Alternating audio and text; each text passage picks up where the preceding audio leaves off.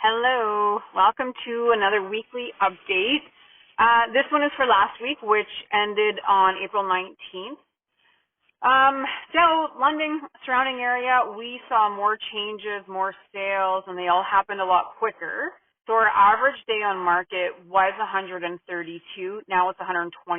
So we dropped another 4 days. Now I did expect this, and I think it's going to keep going, right? So as the weather continues to warm up, we're going to get faster and faster sales. It also didn't hurt that we saw another rate hold, right? So that's helping the consumer stability kind of feelings in our economy. Now let's look at the stats. So in total, we had 335 properties come online, and 154 were sold by Friday. So that leaves us with 2,068 still available to purchase going into the weekend. The single family category was still pretty active. We had 248 new properties available, 154 sold, and we're left with 1,525 right now. Semi-detached category had 14 new listings and 6 of those sold. 71 are remaining. Condos were really active again. Again, we had 41 new listings and 22 sales. So it's a lot.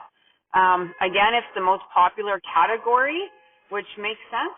Investors, first-time home buyers, it's kind of that sweet spot. But don't worry, we still have 285 available there too.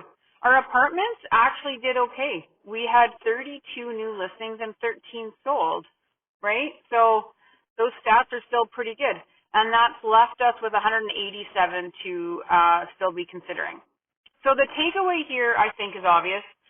The London market is still ramping up. It looks like, spring in every we see in our market. It's going to continue to get busier. But I don't think we're going to get to COVID prices like we saw. Obviously, sellers aren't ecstatic about that, especially if they purchased then at kind of the height, and now they're looking at selling.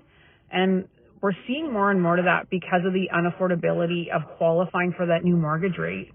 So in the coming months, I think, we're going to see a lot of properties hit the market because folks they can't afford it, right? When you purchase at the height of COVID, generally people maxed out their budget because money was almost free. So they don't qualify now at our more strict rates.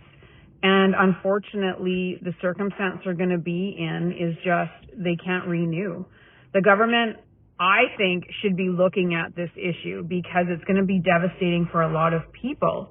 Now, however, if you're not in that boat and you have put some money aside or you're ready to invest in the market, then you need to get ready because we're going to have a lot of more options coming in the next several months. So at that point, it'll be my job to get you the best property for your budget, and negotiation is really going to matter when this happens because those sellers are selling because they're forced to, not because they want to. They can't afford it, and they bought high, and they're going to have to sell low. That's not ideal for anyone, right? So it's great if you're an investor and you're coming to kind of help somebody out of that situation. Anyway, if you see something that sparks your interest, let me know as always so that we can move on it before it's gone because as you see, our days on market and our options are dwindling.